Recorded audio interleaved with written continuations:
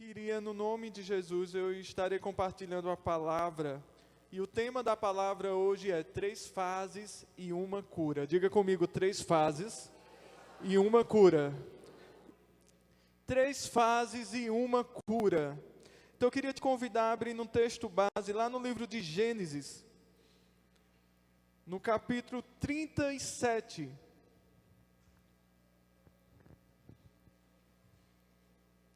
Gênesis 37, a partir do versículo 3. Quem encontrou, diga amém. Glória a Deus.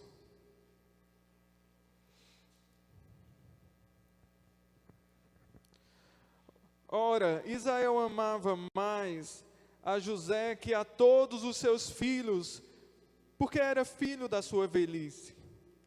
E fez-lhe uma túnica talada de mangas compridas, e vendo, pois, seus irmãos que o pai o amava mais do que todos os outros filhos, odiaram, e já não lhe podiam falar pacificamente. E teve José um sonho, e o relatou a seus irmãos, por isso o odiaram ainda mais. Pois lhes disse: rogo-vos, ouvi este sonho que tive. Atávamos feixe no campo, e eis que o meu feixe se levantou e ficou em pé, e os vossos feixes os rodeavam e se inclinavam perante o meu. Então disseram seus irmãos: reinarás com efeito sobre nós, e sobre nós dominarás realmente? E por isso tanto mais o odiavam, por causa dos seus sonhos e de suas palavras.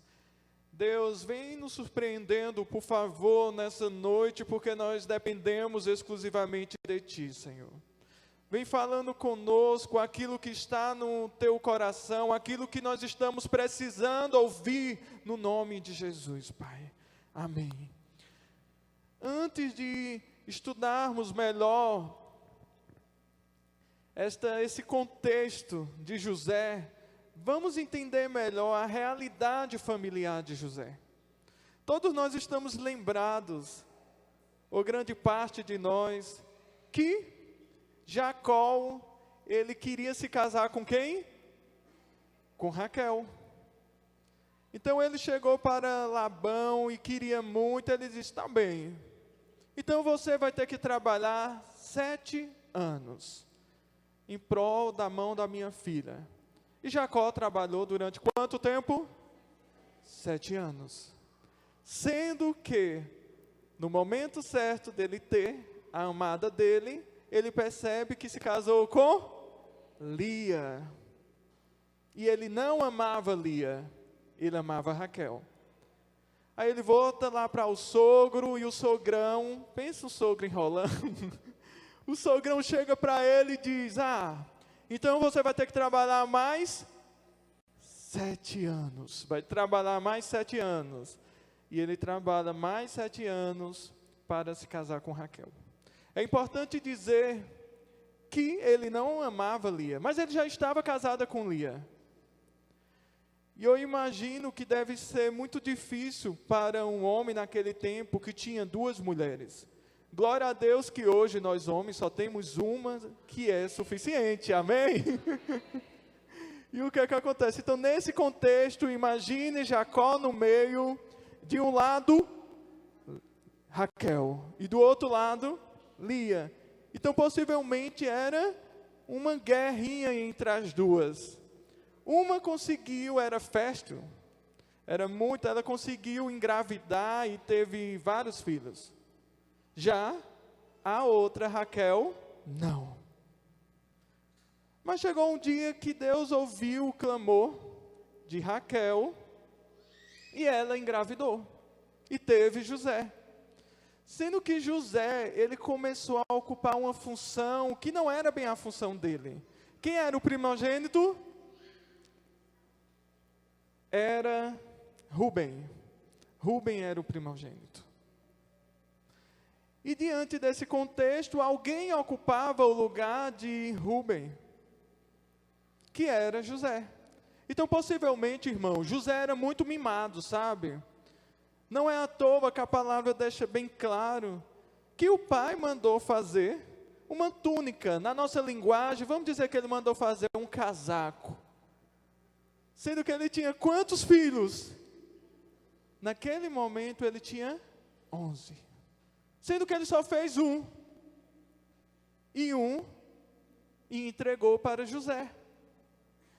Então José estava ocupando uma função de destaque entre os irmãos, que não era a função dele. E o pai alimentava cada vez mais isso. E quando nós lemos a história dos sonhos, então se ele tinha raiva, eu posso dizer que eles estavam com inveja, com raiva ao quadrado.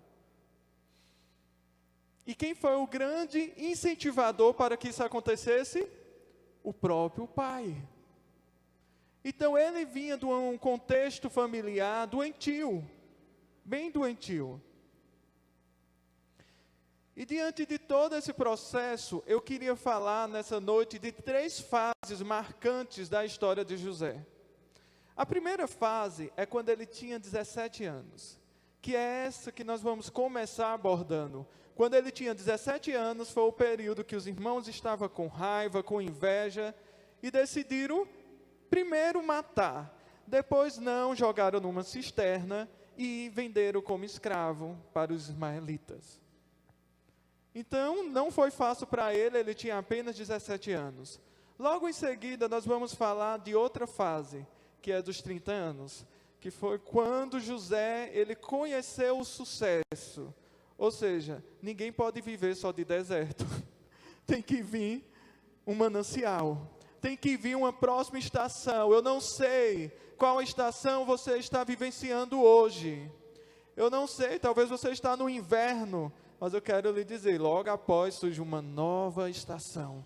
E o inverno há de passar no nome de Jesus, amém? E por último eu vou falar sobre a fase de restauração familiar de José. E é interessante que os teólogos, os estudiosos, entendem que possivelmente ele tinha 39 anos. Então dos 30 aos 35, aos 37... teve um período de prosperidade, depois vamos falar sobre isso, e depois de 2 anos de escassez, aí sim, teve o momento da restauração, da cura. Primeira fase, a fase dos traumas. Quem é que não tem trauma, irmãos? Todos nós temos algum tipo de trauma, em algum momento da nossa vida, fato, não tem como negar. E eu gosto muito da frase de Rick Warren, ele diz que é muito provável que seu maior ministério surja de sua dor.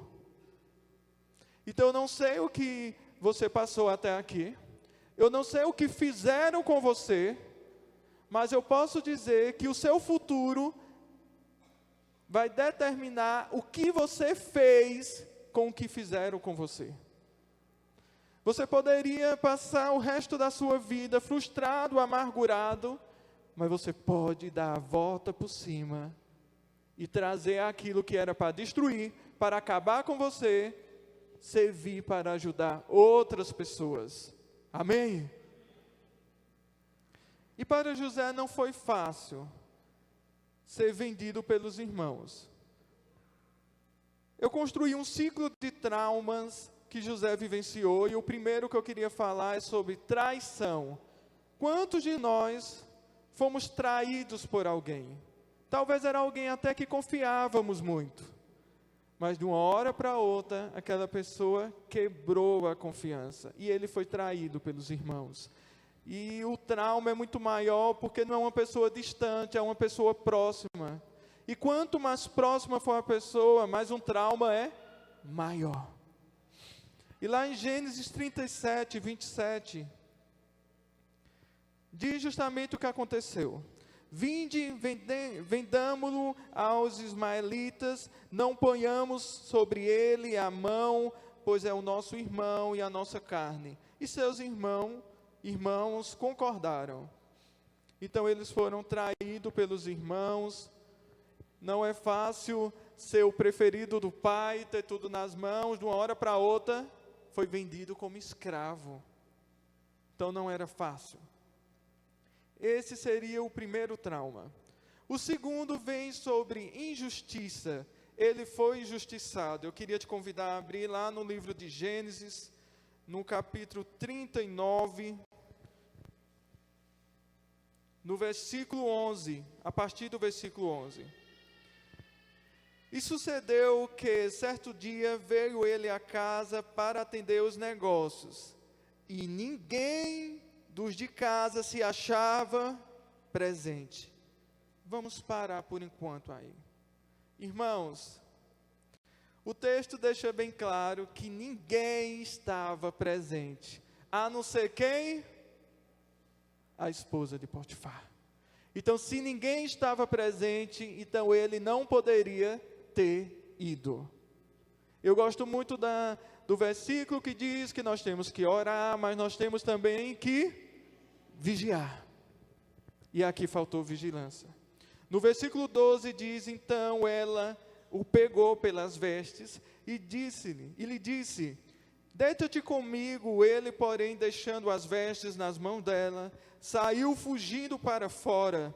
E vendo ela que ele fugira para fora, mas havia deixado as vestes nas mãos dela, e chamou pelos homens de sua casa e lhes disse, vede, trouxe-nos meu marido, este hebreu, para insultar-nos. Veio até mim para se deitar comigo, mas eu gritei em alta voz. Ouvindo ele que eu levantava a voz e gritava, deixou as vestes ao meu lado e saiu fugindo para fora. Realmente essa mulher foi encapetada dos infernos. Não tem como não ser. Ela premeditou. E ele foi ingênuo e caiu na cilada. Não no pecado, graças a Deus. Mas ele acabou participando da injustiça. Porque ela criou um plano muito bem arquitetado. E nós sabemos que não é tão fácil, é muito difícil a injustiça. Sendo que nós, homens e as mulheres também, tem que vigiar. Eu estava compartilhando que recentemente eu conheci um pastor, não é aqui de Garanhuns, e esse pastor, ele estava compartilhando comigo e com outros pastores um pouco da sua história. Ele estava dizendo que ele e a esposa não tinham relação sexual com frequência. E o que é que acontece? E ele cobrava da esposa, mas sempre ela estava indisposta, cansada, com algum motivo. E um certo dia ele estava na igreja e chegou uma irmã para falar com ele e disse, pastor, fale com o meu marido, porque ele não tem tido relação sexual comigo. E esse pastor, ele falou que a grande besteira da vida dele é o que ele falou logo em seguida. E o que ele falou em seguida foi, eu entendo, eu passo pela mesma coisa. E quando ele falou isso, parece que uma venda estava nos olhos daquela mulher, e ela começou a enxergar de uma forma diferente, de uma forma impura. E os dias foram passando. Um dia ele estava com a intenção correta, estava na igreja, estava orando, e sabe o que aconteceu? Estava na sala, e ela entrou na sala e fechou a porta, e em seguida, já pode imaginar o que aconteceu. Ele caiu no adultério. Sendo que o pecado traz sempre consequências. Diga comigo, o pecado traz sempre consequências. E quais foram as consequências? Eles decidiram sair das suas casas e morarem juntos. Então, lógico que ele saiu da liderança da igreja, sendo que me chamou muito a atenção o papel da igreja. Porque a igreja poderia apontar, queria expulsar, não, mas a igreja se uniu em oração e começaram a orar, a jejuar por essas duas famílias. E depois de um mês, se eu não me engano, eles resolveram voltar para suas casas e os seus cônjuges os aceitaram. Sendo que, o que isso trouxe? Depois de uns anos, a esposa dele faleceu, ela perdoou, depois de um tempo, se eu não me engano, foi de câncer. O que aconteceu também, o filho dele entrou no homossexualismo, saiu de casa, e a filha dele teve uma depressão muito profunda, vivia num quarto escuro. As consequências do pecado, por falta de vigilância. Mas vamos voltar para a história de José. O próximo trauma que eu queria pontuar fala do José que foi preso. Gênesis 39, 20 diz: E o Senhor de José o tomou e o lançou no cárcere, no lugar onde os presos do rei estavam encarcerados, e ali ficou ele na prisão. Ele tinha uma função importante na família, tinha tudo o que queria, muito mimado, e agora está mais abaixo, está preso. Não era fácil para José. Esse tratamento aos nossos olhos, era um tratamento muito pesado. Não tinha como o orgulho não ser tratado numa prisão. E por último, fala de esquecimento. Quantos de nós fomos esquecidos em algum momento das nossas vidas? É fácil ser esquecido? Não é. E eu estava compartilhando que, quando eu fazia faculdade, eu queria muito trabalhar em um banco. Eu já gostava muito do banco. E o que é que acontece? Eu fiz uma seleção, inclusive Geice fez a mesma seleção, foi aprovada também. Eles pediram as xerox, as cópias dos nossos documentos. E fomos aprovados e comemoramos muito, mas nunca o telefone tocou para começarmos a trabalhar. E é muito ruim você esperar. É muito ruim você ser esquecido, porque gera uma expectativa que não foi suprida nesse caso. Mas José foram 2 anos que ele ficou esquecido. Por quê? Porque ele estava preso e de repente, quem está na prisão dele? O copeiro e o padeiro de Faraó. Só isso.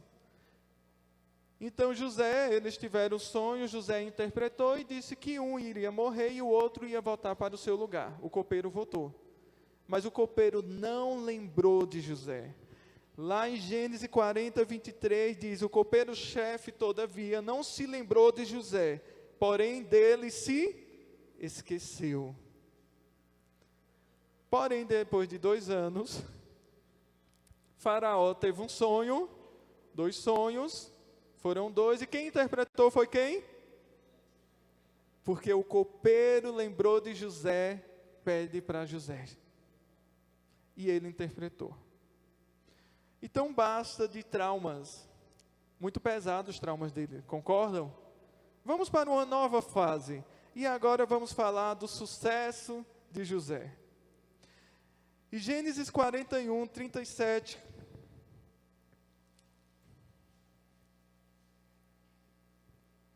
Até o versículo 40. Diz: o conselho foi agradável a Faraó e a todos os seus oficiais, porque José, ele conseguiu interpretar. Interpretou os sonhos dos 7 anos de fartura e os 7 anos de escassez. E o conselho foi agradável a Faraó e a todos os seus oficiais. E disse Faraó aos seus oficiais: acharíamos porventura homem como este, e quem há o Espírito de Deus? E depois disse Faraó a José: visto que Deus te fez saber tudo isto, ninguém é tão ajuizado e sábio como tu. Administrarás a minha casa e a tua palavra obedecerá. E todo o meu povo, somente no trono eu serei maior do que tu. Gente, que promoção é essa? Sair da prisão e chegar à segunda função mais importante na terra. Tirando o trono, tirando Faraó, quem era a pessoa mais responsável? José. Às vezes, é mais fácil lidar com o fracasso do que com o sucesso, e depois nós vamos entender o porquê. Então José começou a viver o período de prosperidade, os 7 anos. E ele teve o primeiro filho. E qual o nome do primeiro filho? Manassés. Antigamente, quando você pensava no nome de um filho, tinha que verificar o significado. E o significado de Manassés era bem oportuno para o que o José queria fazer, esquecer. Lá em Gênesis 41, 51, diz que José, ao primogênito, chamou de Manassés, pois disse: Deus me fez esquecer de todos os meus trabalhos e de toda a casa do meu pai. Eu fui ver essa palavra trabalho no hebraico e significa esforço e dificuldade. Em outras palavras, Deus me fez esquecer das dificuldades na casa do meu pai. E eu poderia dizer que José chegou a abortar a palavra família do seu coração. Então é interessante que ele fez de tudo para esquecer da família. Mas o próprio nome do filho dele lembrava a ele do passado. Então todas as vezes que ele dizia Manassés, Manassés, Manassés, então estava dizendo: Deus me fez esquecer da família, Deus me fez esquecer da família. Ao mesmo tempo estava lembrando a ele da família dele. Sendo que nesses 7 anos de abundância, José não fez nada para se aproximar da família.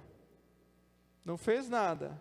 Vem agora, eu acho bem interessante, uma frase do Alcione Emerick. Ele diz que nem tudo que está esquecido está curado. É bem forte. Nem tudo que está esquecido está curado. E às vezes tem coisas na nossa vida que você diz aqui, está esquecido, está curado, Deus sabe, mas você não tira do coração, está ali guardado, você não deixa ninguém tocar nessa área. Não quer dizer que porque você esqueceu, você curou. E às vezes Deus faz diferente, ou melhor, Deus sempre faz diferente. E veio o segundo filho, e o segundo filho chamou-lhe de Efraim, pois disse: Deus me fez próspero na terra da minha aflição. Então aqui marca também uma nova etapa. A etapa da prosperidade no Egito, que era algo ruim, que ele chegou como escravo, agora ele era governador. E Deus é especialista em transformar a maldição em bênçãos. Eu não conheço até a sua história, eu não sei o que fizeram com você, mas Deus transforma maldição em bênção. Ele é especialista. Amém? E tem uma frase do Elie Wiesel que eu gosto muito. Ele diz assim, que o oposto de amor não é ódio, mas a indiferença. Pense como a indiferença é capaz de tirar um do sério. Estávamos compartilhando nós como casal, eu e Keila. Quando nós temos, vamos dizer, alguma discussão, inicialmente gera indiferença, mas a indiferença é horrível. Aí eu não tenho muita paciência de vamos conversar. Tem que levar em consideração o meu tempo e o tempo dela. Interessante que no início do casamento, qual era o teu tempo? 3 dias. Misericórdia. E eu tinha que ser coisas de imediato. Pelo menos essa ponta de sanguínea eu tenho, né? Então eu queria resolver logo. E ela 3 dias. Aí eu teve que entrar num processo para que os dias fossem abreviados. Não mais 3 dias. Não tem que mereça 3 dias. E tinha que resolver no mesmo dia. Amém? E vamos agora entrar na última fase, que fala da restauração. Diga comigo, restauração. E no mundo não tinha mais mantimento. E onde era que tinha mantimento? No Egito. Quem era o governador? José. Então, tendo em vista dessa realidade, então vem os irmãos de José, com exceção de Benjamim, vem os irmãos dele atrás de mantimento, para a família toda. E chegando no Egito, quem se depara com José? Os irmãos, mas eles não sabem que é José. E é interessante, tem um sermão bem interessante, se eu não me engano é de um americano, que ele fala dos 7 choros de José. Eu não vou me deter nesses choros, mas os 6 era como se fossem mais remorsos. Então aqui, José começa a mostrar um pouco o que está no seu coração adormecido. Quando ele vê os irmãos, a primeira intenção dele é chamar de quê? Espiões. Esses vieram espionar. Primeira acusação. Depois, sabe o que ele faz? Junta os irmãos e coloca numa prisão. Está mostrando aí do coração ferido, que estava esquecido. E esquecido não tinha nada. E coloca 3 dias presos. E depois decide libertar, com exceção de um que ficará preso. Os outros vão atrás justamente de Benjamim. Quando chega Benjamim para o pai, Jacó, quando ele ouve que deve levar Benjamim, ele tem quase um pane. Porque quem ficou no lugar de José? Benjamim. E melhor falando, Benjamim nasce, quem morre? Raquel. Então ali aquele menino é muito mais super protegido, muito mais mimado e querendo ele perto. Jacó queria ele perto. E o tempo foi passando, conseguiram convencer Jacó e volta com Benjamim. E agora nós vamos meditar na cena que aconteceu. Gênesis 45, 1 ao 5, que diz que então José, 45, então José, não se podendo conter diante de todos que estavam com ele, brandou, fazer sair todos da minha presença, e ninguém ficou com ele, quando José se deu a conhecer seus irmãos. Então, possivelmente, os serviçais, quem estava servindo a ele, estava lá. Ele pede para todos saírem. Eu imagino que eles disseram, o que é que está fazendo o governador? Quem é que vai te proteger? Não, não quero falar sobre isso. Saiam todos. E fica só os irmãos. Imagina a cara dos irmãos. Vamos imaginar mais adiante. O próximo versículo diz, e levantou a voz em choro, de maneira que os egípcios o ouviram, e também a casa de Faraó. Gente, o choro do homem era alto. Imagina o Faraó lá, com seu luxo, alguém abanando. De repente, acho que ele imaginou, e o mundo está acabando? Não, era José. José com esse choro absurdo, vem o próximo versículo, que ele começa a colocar a ferida para fora. Uma ferida de quantos anos? Vamos fazer as contas. Primeiro, ele foi vendido como escravo com 17 anos. Ele se tornou governador com quantos anos? 30. Já são quantos anos? 13. Teve um momento de fartura. Quantos anos foram? 7. Então já estamos em 20. Segundo os teólogos, foram após o 2º ano de escassez. Então, quantos anos? 22. Coisas guardadas, adormecidas no coração dele durante 22 anos. E ele achava que estava tudo bem. Nós espiritualizando, está curado essa área. E será que está mesmo? E aqui com esse choro ele colocou para fora e ele disse aos irmãos. Aí ele coloca a ferida, ele agora vai expressar a ferida. Ele diz, eu sou José, viva ainda meu pai. Ele lembra do pai. E seus irmãos não puderam responder porque ficaram atemorizados perante ele. Eu imagino, irmãos, porque antigamente não eram aqueles caixões que são hoje, né? Aqueles caixões bem luxuosos. Antigamente eu imagino que era uma rede mesmo. Então eu já imagino eles dizendo, pronto, vamos sair aqui todos mortos numa rede. Imagino que a cena, eles estavam apavorados. E ele começa a falar e diz: agora chegai-vos a mim. E eles chegaram, se aproximaram. Então disse, o próximo... eu pulei, ok. O 4, isso mesmo. E disse José a seus irmãos: agora chegai-vos a mim. E chegaram-se. Então disse: eu sou José, vosso irmão, a quem vendestes para o Egito. Ele colocou a ferida para fora.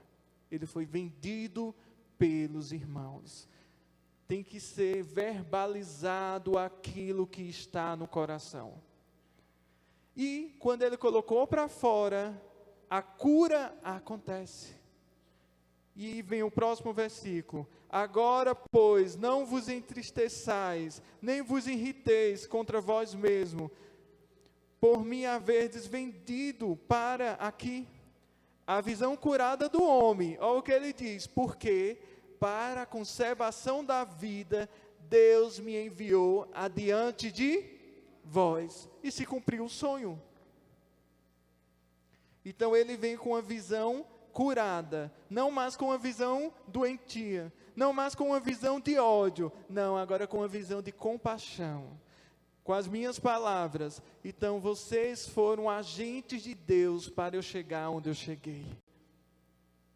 Tudo que eu passei, Deus estava me preparando, estava moldando. Doeu sim, mas valeu a pena, amém?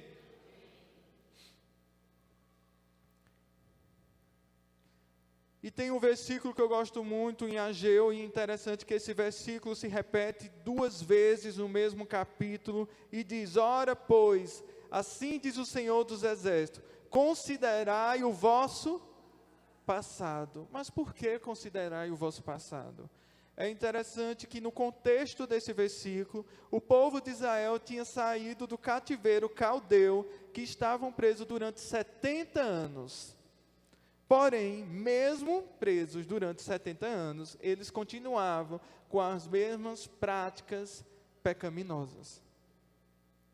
E aqui o profeta Ageu veio corrigir ao povo.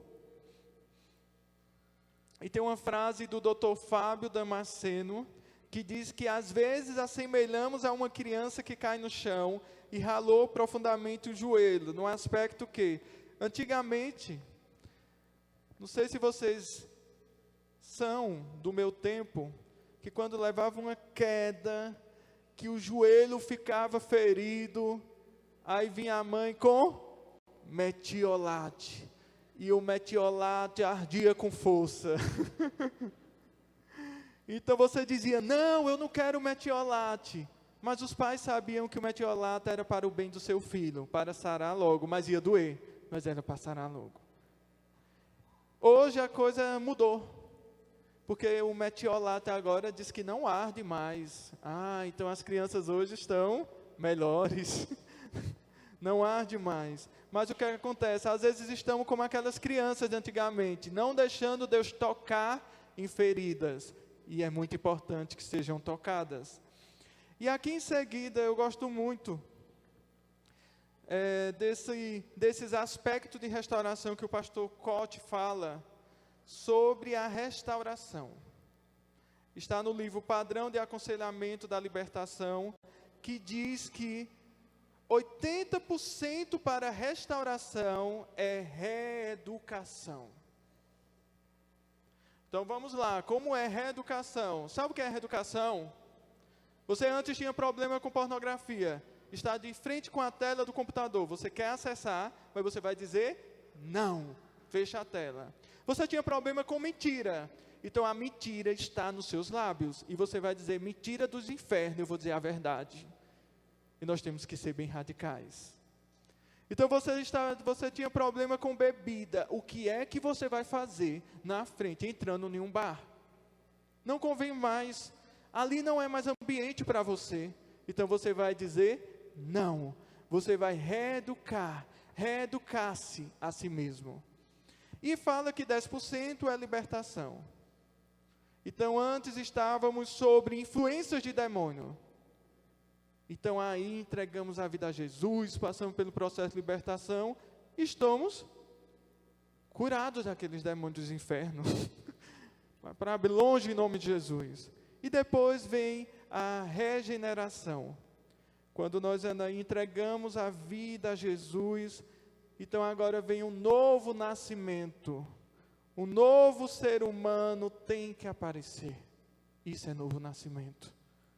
O processo, a reeducação, 80%. 10% libertação, 10% regeneração. E eu queria finalizar essa palavra falando sobre a janela de Joare. Essa janela se divide em 4 partes. A primeira parte que eu queria falar, fala da área aberta da nossa vida, que está relacionado com coisas a nosso respeito, que você e os outros sabem.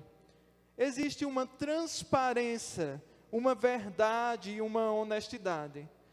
E nessa parte da janela, nós temos que investir cada vez mais, para que essa janela venha a ser mais aberta, cada vez mais transparente, cada vez mais trazendo luz. Amém? A próxima parte da janela fala da área escondida, que existe coisas que você sabe, mas os outros não sabem. Existem situações ocultas que você teme, das quais você tem muita vergonha, que estão trancadas num compartimento da vida a qual ninguém tem acesso. E essa frase é bem forte, que diz que esse é o porão que vive os ratos. Então imagine junto comigo, a maioria das casas tem um quarto da bagunça. Na casa de vocês tem, lá em casa tem um quartinho da bagunça. E naquele quarto nós colocamos coisas que não têm muita utilidade. Então imagine que aquele quarto da bagunça esteja com muitos ratos. Você tem 2 opções. Ou você deixa o quarto da bagunça bem fechado, desorganizado, e deixa lá. Ou você diz, não, eu vou fazer uma geral, não quero rato na minha casa, porque senão vai transformar uma cidade de ratos no quarto da bagunça. Aí você diz, não, então você vai lá. Os irmãos têm nojo de rato? Tem gente que chega e fica em pânico. Eu também, eu acho o rato um dos animais mais nojentos. Imagine almoçando aquela comida saborosa e passa um rato. Eita.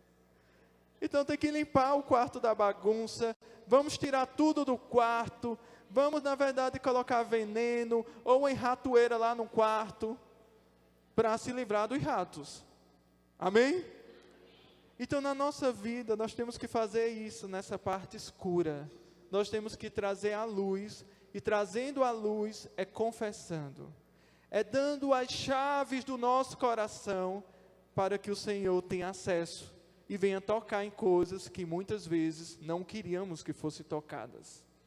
E a outra parte da janela, a parte laranja, fala da área cega. Existem coisas que você não sabe, mas os outros sabem. Todos estão percebendo, menos você. É o desconfiômetro, está quebrado. A chave é receber ensino de outros, amar a confrontação. Irmãos, sinceramente, é fácil amar a confrontação? Alguém acha fácil aqui? Não achamos, porque não é fácil mesmo. Às vezes somos confrontados, que temos que orar, Espírito Santo, o Espírito Santo vai trabalhando no que ouvimos. Mas faz parte de sermos saudável o confronto.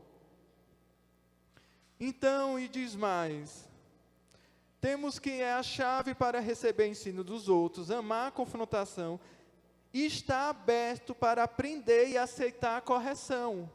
Então nós temos que aceitar sermos corrigidos.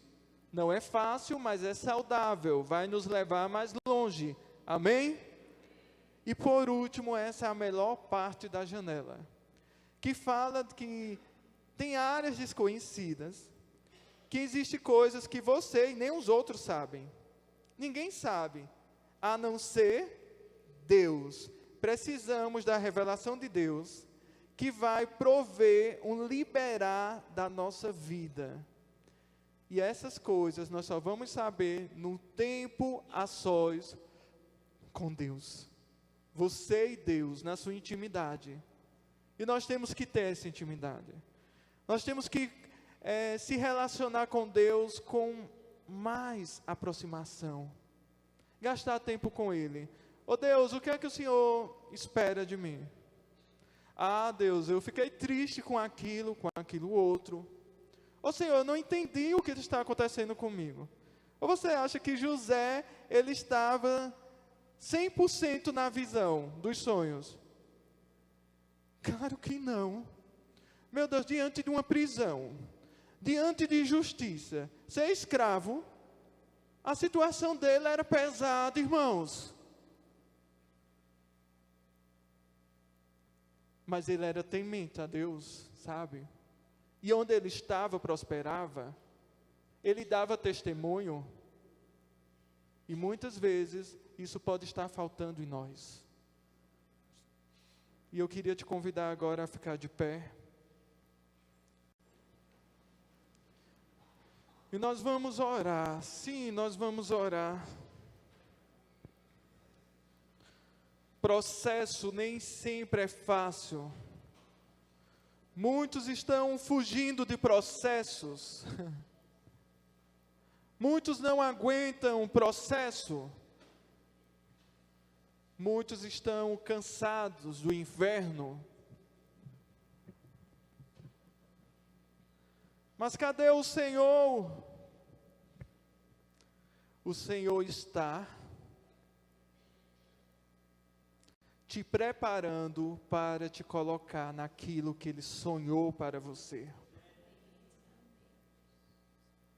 E talvez você não está vendo, mas você não precisa ver, você tem que crer. Para José não foi fácil o processo. Não foi fácil o processo, 13 anos de sofrimento. Não é fácil. E quando ele achava que tinha conquistado tudo, que estava tudo bom, agora eu sou próspero. Mas não. E é interessante que tem pessoas que quando recebem a bênção, esquecem do Senhor. Eu ouvi um relato, eu não lembro de quem, do irmãozinho que fazia parte de uma igreja. Ele queria muito colocar uma prótese dentária, porque ele não tinha dentes. E os irmãos se reuniram e ele colocou. E sabe o que ele fez? Esqueceu de Jesus. Estava com os dentes, mas sem Jesus. Era melhor banguelo com Jesus? Com certeza era melhor.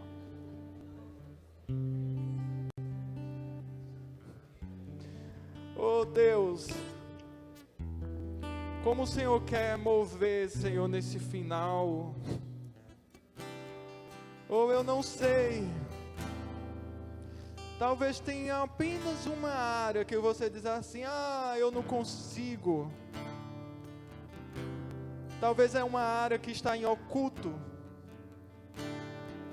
Que a partir da confissão gera cura e algo na tua vida vai ser liberado. Eu não sei em qual fase do processo você está, mas eu imagino onde Deus quer te levar.